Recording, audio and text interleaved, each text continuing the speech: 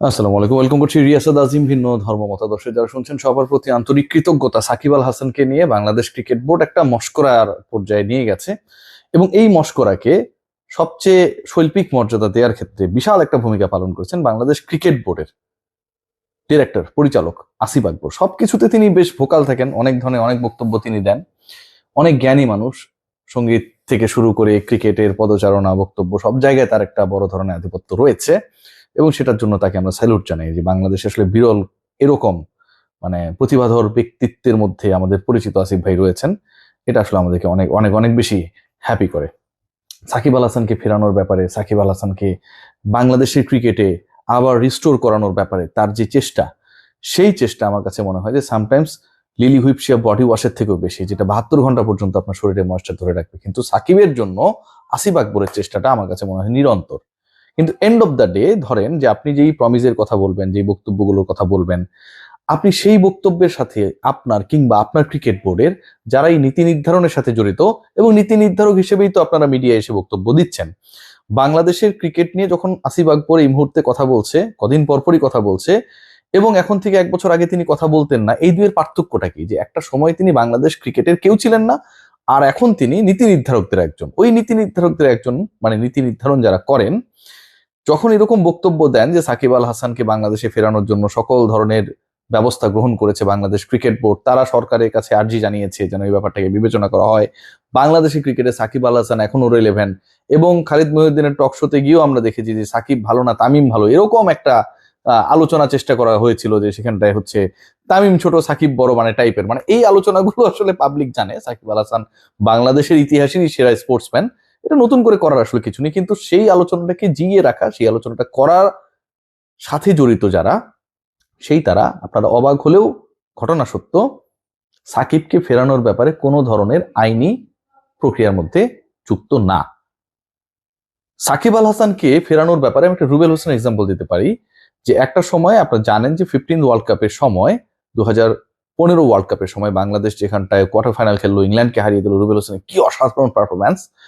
সেই সময়টায় রুবেল, তিনি একটা মামলায় ফেসে গিয়েছিলেন, এবং then Bangladesh cricket board president Nazmul Hasan Papon and his board, they played a very significant role, যেন মামলা সংক্রান্ত ইস্যুস গুলোতে রুবেল হোসেন ভেজালে না পড়েন, তার ট্রাভেল নিয়ে যেন কোনো সমস্যা না থাকে, তিনি যেন বাংলাদেশ দলকে সার্ভিস দিতে পারেন। সাকিব আল হাসানকেও ঠিক একইভাবে, যেহেতু এমন একটা পর্যায়ে গেছে, এবং এই মামলা বা এই ব্যাপারগুলো হচ্ছে অনেকটা রাষ্ট্রীয় পর্যায়ে চলে গেছে, রাষ্ট্রীয় মামলা। আপনার সাথে আমার জমি নিয়ে সমস্যা এরকম মামলা না, আপনি আমারে পিটাইছেন আমি আপনার থাপড়াইছি এরকম মামলা না।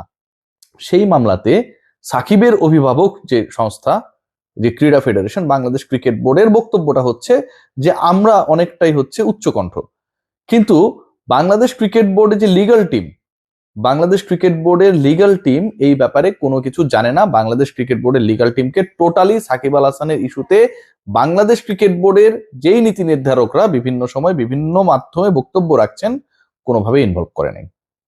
ভয়াবহ হলে ওটাই সত্য, সাকিবকে শুধুমাত্র ব্যানার হিসেবে যেভাবে অতীতেও ব্যবহার করা হয়েছিল, আনা হয়েছিল, কখনো সাকিবকে দোসর বলে আসলে কিছুটা হলেও জনপ্রিয়তা পাওয়ার চেষ্টা করা হয়েছিল, যখন সেই টোনটা চেঞ্জ হয়ে গেছে, তখন সাকিব আল হাসানকে হচ্ছে হিরো বানিয়ে, হিরো হিসেবে অভিহিত করে, যেটা সবাই জানে সাকিব আল হাসান বাংলাদেশের ক্রিকেটের হিরো। একই রকম চেষ্টা চলেছে, একই রকম চেষ্টা চলছে বাংলাদেশ ক্রিকেট বোর্ডের যারা সুবক্তা, যারা গায়ক, যারা এই মুহূর্তে পরিচালক হিসেবে নায়কের ভূমিকায়, তাদের পক্ষ থেকে।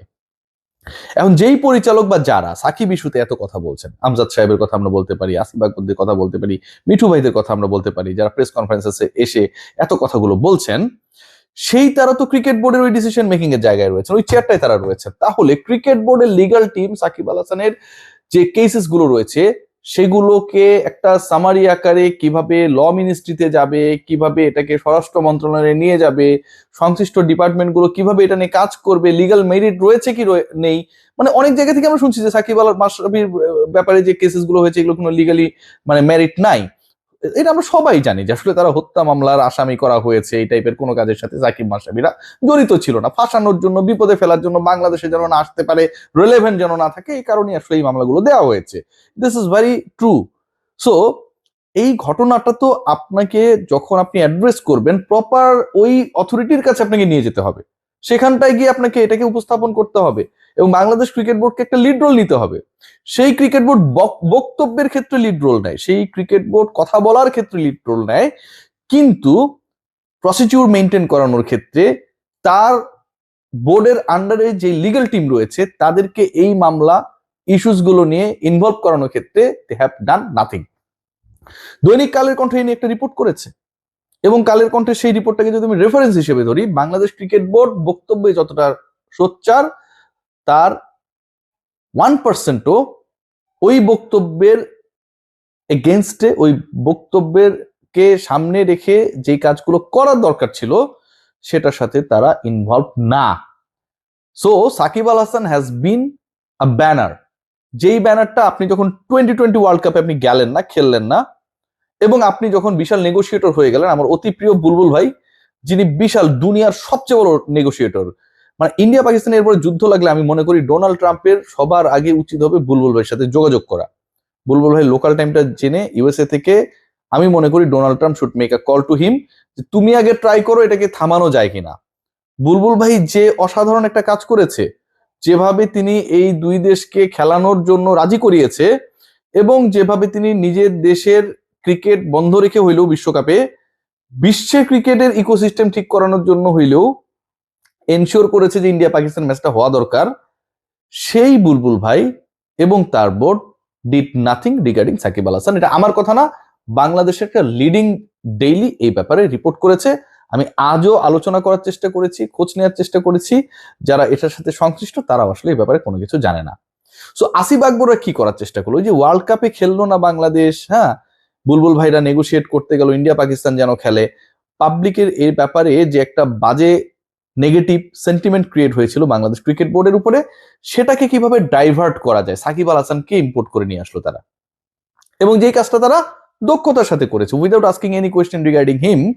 বাংলাদেশ ক্রিকেট বোর্ড তার অফিসিয়াল প্রেস কনফারেন্সে ঘোষণা করে দিল যে Shakib Al Hasan is going to be the part of the national team again, and we are trying on that. We are requesting the government to consider Sakib's issue. চিন্তা করতে পারেন, আপনি কোনো প্রশ্ন করেননি, তারা উত্তর দিয়ে দিয়েছে। তারা উত্তর দেওয়ার পরে এরপরে তারা যে কোনো বিভিন্ন মিডিয়ার বক্তব্যে আলোচনায় তারা সাকিবের বিষয়গুলোকে আনছে, কিন্তু তারা করছে না কোনো কিছুই। তাদের টিম, তাদের legal team, Bangladesh cricket board formally কোথাও কোনো অ্যাপ্রোচ করে নাই যে সাকিবকে আপনি বাংলাদেশে ফেরানোর ক্ষেত্রে স্টেপ নেন, সাকিবের এই মামলাগুলো ভুয়া। Bangladesh cricket board has not taken any formal step, আবারও বলছি কালের কণ্ঠের রেফারেন্স দিয়ে, রিগার্ডিং সাকিব, যে তাকে বাংলাদেশি ক্রিকেটে রেলেভেন্ট করতে হবে। তাহলে আপনি বক্তব্য দিচ্ছেন কেন? আপনি বক্তব্য দিচ্ছেন আপনাদের ব্যর্থতা ঢাকার জন্য। সাকিব আল হাসানকে যদি আপনি খেলাতে চান, আপনি আপনার লিগ্যাল টিমকে, আপনার ক্রিকেট অপারেশনকে অ্যাক্টিভ করে স্বরাষ্ট্র মন্ত্রণালয়, আইন মন্ত্রণালয়ে আপনি পার্সু করবেন না, আপনার কোনো কিছুই করছেন না, কিন্তু মাইক্রোফোন ফেলে আপনারা বলে দিচ্ছেন যে we need Shakib Al Hasan in our national team and আমরা এটা নিয়ে কাজ করছি। আপনারা কোনো কিছুই করছেন না বক্তব্য দেওয়া ছাড়া, কিন্তু আপনারা দাবি করছেন আপনারা কাজ করছেন, কারণ সাকিবের নামটা বললে আপনাদের ভিউটা ভালো হয়। Quite interesting, let's see what happen. সাকিবকে নিয়ে বাংলাদেশ ক্রিকেট বোর্ডের ভিউ ব্যবসা ভালোই চলছে।